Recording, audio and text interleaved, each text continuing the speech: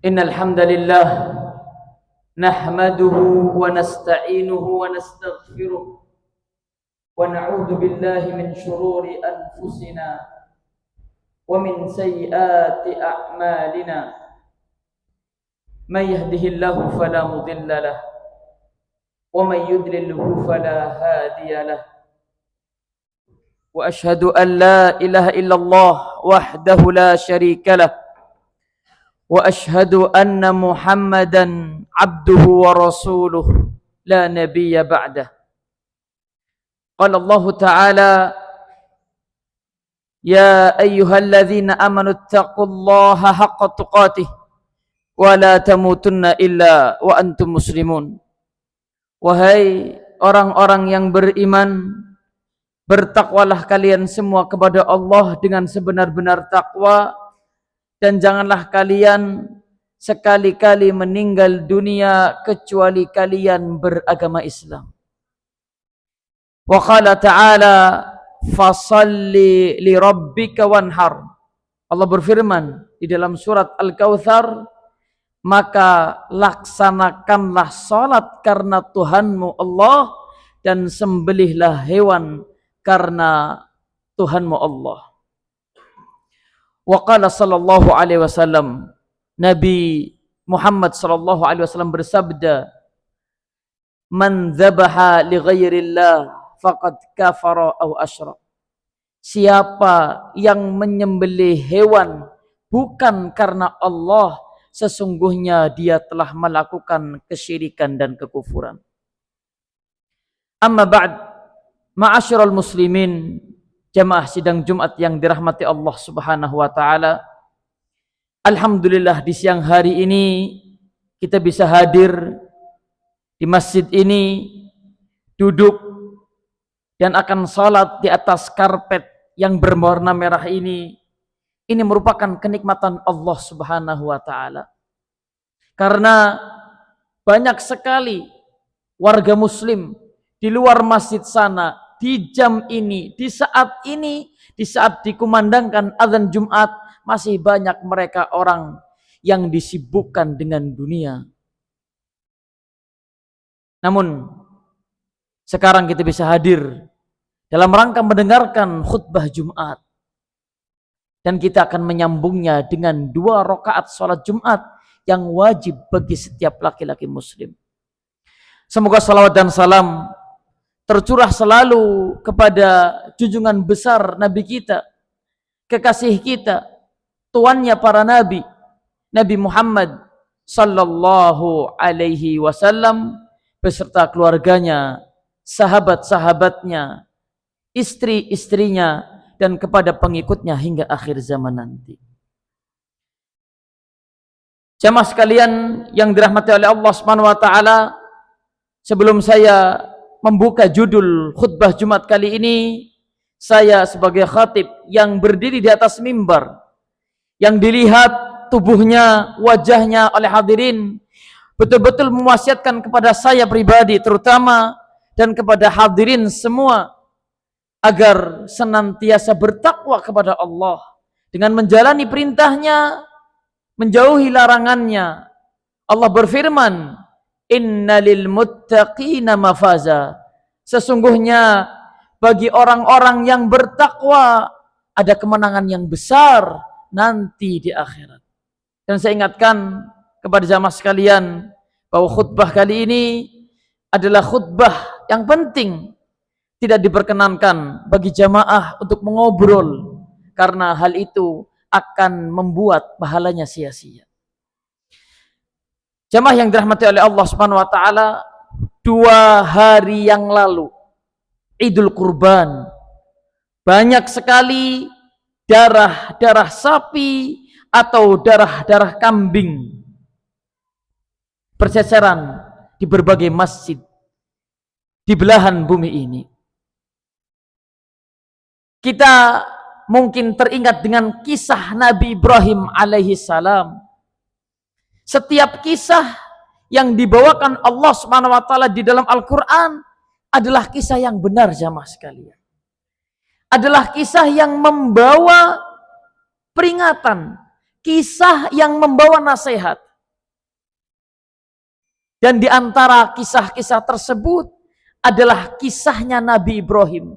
Saya tidak akan berkisah bagaimana Nabi Ibrahim akan menyembelih anaknya. Tidak. Karena menyembelih hewan kurban hukumnya tidaklah wajib jamaah sekalian. Tetapi yang saya akan bahas pada khutbah kali ini, karena aroma daging kurban masih ada, sehingga saya ingin membawakan satu kisah Nabi Ibrahim yang wajib untuk kita lakukan. Kalau kita tidak melakukan kisah ini, kalau kita tidak mengamalkan kisah ini, kita pasti akan masuk neraka dan kekal di dalamnya. Di negeri Babilonia, jamaah sekalian, hiduplah seorang raja dengan kaumnya yang mereka ini menyembah patung dan berhala. Ada Nabi Ibrahim alaihissalam yang selalu mendakwahi ayahnya, yang mendakwahi rajanya, yang mendakwahi kaumnya agar menyembah Allah Tuhan yang Maha Esa satu-satunya. Namun mereka tidak mau. Suatu ketika mereka akan menghadiri perayaan hari raya mereka, Nabi Ibrahim pun menolak, tidak ingin ikut serta, dan ia pun beralasan, saya nggak mau ikut hadir, saya sakit.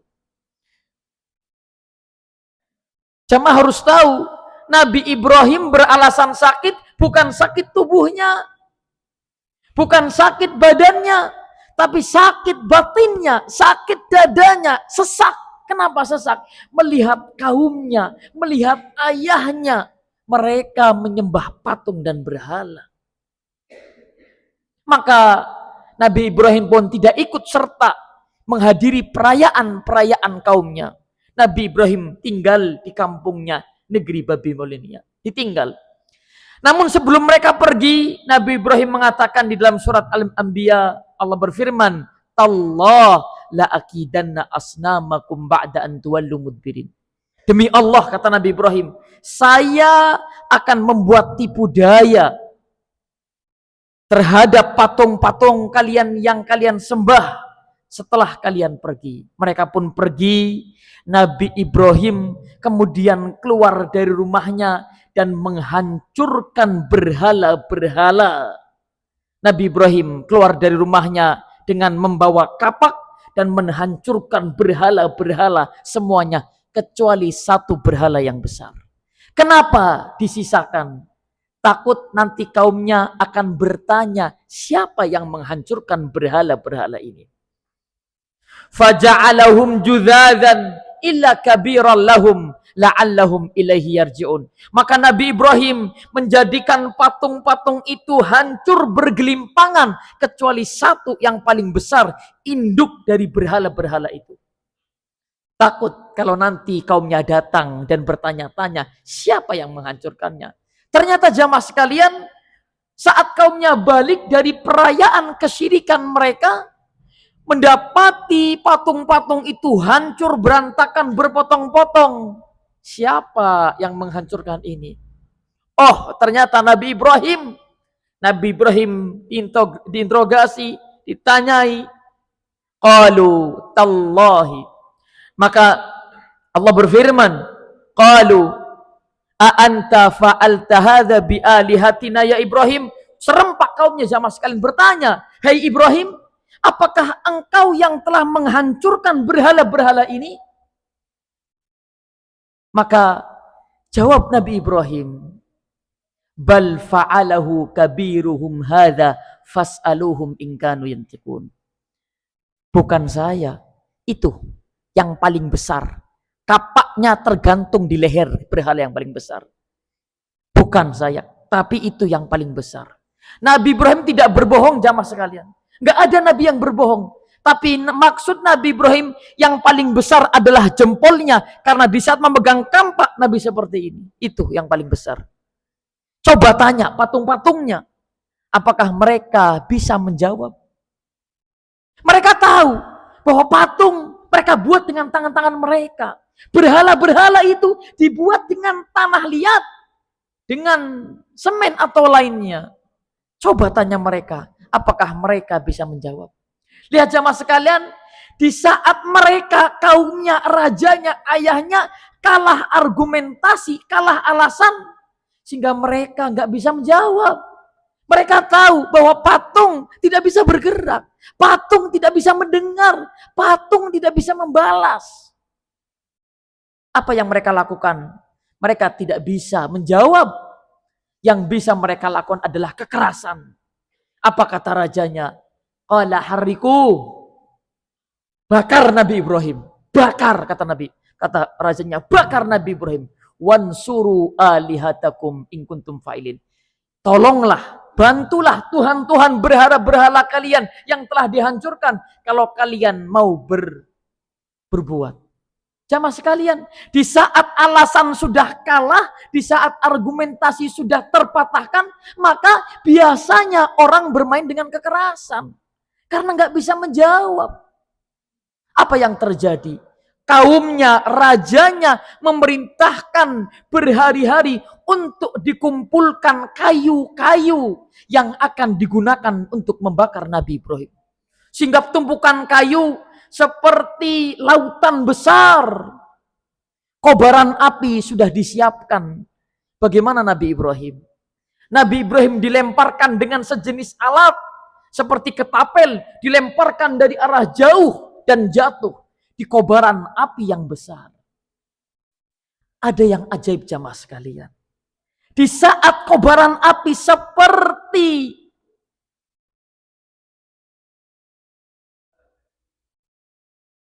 gunung atau seperti lautan yang berisi bensin, maka Allah Subhanahu wa ta'ala yang menciptakan api pun berfirman kepada api, ya nar kuni bardan wasalaman ala Ibrahim. Wahai api, jadilah kamu dingin dan membawa keselamatan untuk Nabi Ibrahim. Ternyata api yang sifatnya panas jamaah sekalian. Api dunia sifatnya panas. Tidak bisa menyentuh tubuh Nabi Ibrahim dan pakaiannya. Nabi Ibrahim selamat karena api yang panas berubah menjadi sejuk, berubah menjadi keselamatan untuk Nabi Ibrahim. Jamaah sekalian yang dirahmati oleh Allah Subhanahu wa taala. Ini adalah kehendak Allah. Di saat kaumnya berusaha untuk membakar Nabi Ibrahim, tapi Allah menjadikan api tidak bisa menyentuh tubuh Nabi Ibrahim alaihi salam.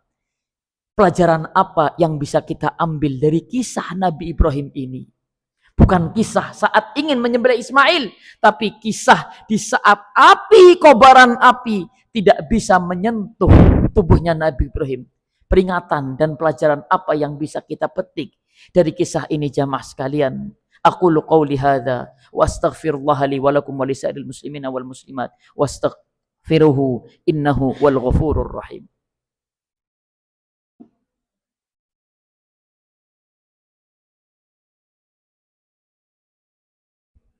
Alhamdulillah, thumma salatu wassalamu ala Rasulillah wa ala alihi wa sahbihi wa mawala. Amma ba'd. Jamaah sekalian yang dirahmati oleh Allah Subhanahu wa taala, tadi Nabi Ibrahim diselamatkan dari api dunia. Allah menciptakan api dunia dan Allah menciptakan api neraka jamaah sekalian. Dan panasnya api neraka 70 kali lipat dari panasnya api dunia. Siapa sih yang akan Allah selamatkan dari api neraka sebagaimana Allah menyelamatkan Nabi Ibrahim dari api dunia? Nabi SAW bersabda dalam hadis yang sahih, innallaha harrama 'alan nar man qala la ilaha illallah yabtaghi bidzalika wajhallah. Sesungguhnya Allah mengharamkan neraka bagi siapa yang mengatakan la ilaha illallah dalam rangka mencari ridho dari Allah Subhanahu wa taala. Apakah kita sudah mengatakan la ilaha illallah? Jawabannya iya.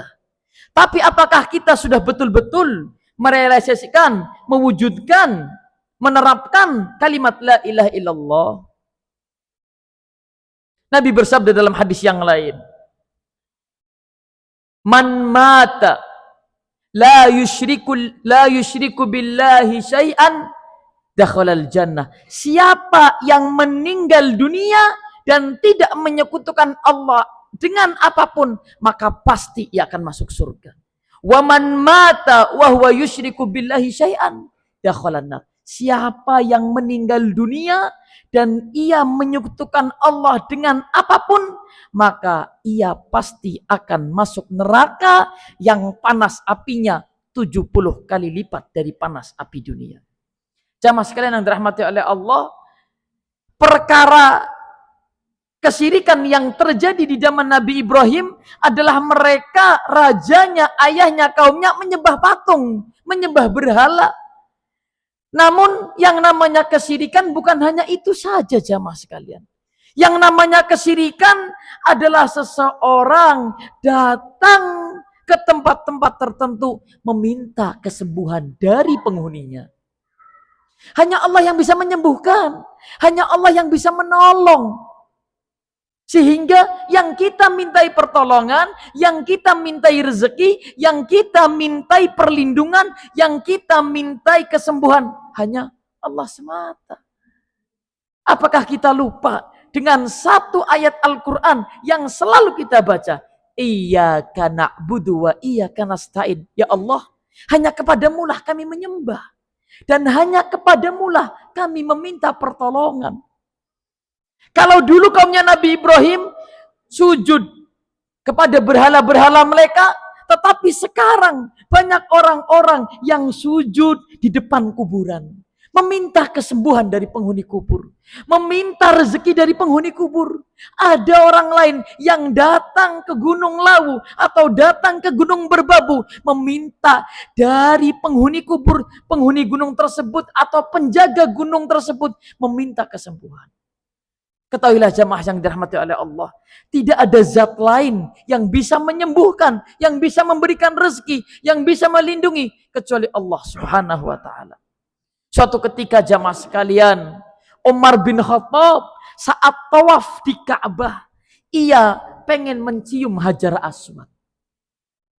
Maka sebelum mencium Hajar Aswad, Umar bin Khattab berkata, "Wahai Hajar, aku tahu kamu itu adalah batu saja, makhluk Allah yang tidak bisa mendatangkan manfaat atau tidak bisa mendatangkan bahaya. Aku tahu kamu ini hanyalah batu saja.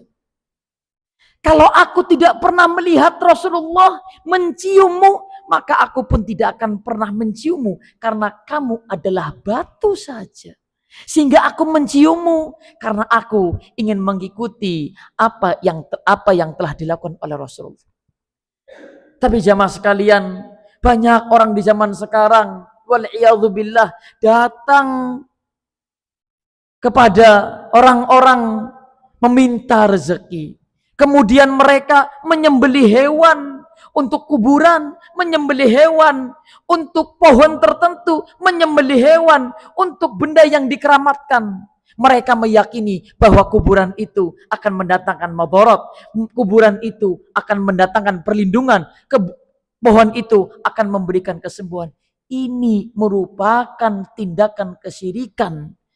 Nabi SAW bersabda, "Man dzabaha li ghairillah faqad kafar aw asyrak." Siapa yang menyembelih hewan bukan karena Allah, maka dia telah melakukan kesyirikan jamaah sekalian. Sehingga perkara ibadah harus kita tujukan, harus kita persembahkan hanya milik Allah Subhanahu wa taala, hanya bagi Allah Subhanahu wa taala. Berdoa kepada Allah, meminta perlindungan kepada Allah, meminta rezeki kepada Allah, meminta kesembuhan kepada Allah, meminta jodoh kepada Allah, meminta apapun yang sifatnya hanya milik Allah, maka harus kepada Allah Subhanahu wa taala. Semoga yang sedikit ini jamaah sekalian bisa menguatkan ibadah kita, bisa mengokohkan tauhid kita sehingga kita tidak melakukan kesyirikan dan kita pun akan dimasukkan oleh Allah ke dalam surganya. Amin ya rabbal alamin. Innallaha wa malaikatahu yusalluna 'alan nabi ya ayyuhalladzina amanu sallu alaihi wa sallimu taslima. Allahumma salli ala Muhammad wa ala ali Muhammad kama sallaita ala Ibrahim wa ala ali Ibrahim innaka Hamidum Majid. Allahumma barik ala Muhammad wa ala ali Muhammad kama barakta ala Ibrahim wa ala ali Ibrahim innaka Hamidum Majid. Allahumma ighfir lil muslimin wal muslimat wal mu'minin wal mu'minat al ahya'i minhum wal amwat innaka sami'un qaribun mujibud da'wat. Allahumma inna nas'aluka al huda wat tuqa wal afafa wal ghina. Allahumma ighfir lana wa liwalidina warhamhum kama rabbawna shighara. Ya Allah, ampunilah dosa-dosa kami, dosa kedua orang tua kami. Sayangilah mereka berdua sebagaimana mereka menyayangi kami di waktu kami kecil. Allahumma adkhilnal jannah wa ab'idna 'anil nar. Ya Allah, masukkanlah kami semua ke dalam surgamu dan jauhkanlah kami semua dari api nerakamu. Wa akhiru da'wana anil hamdulillahi rabbil alamin. Aqimus shalah.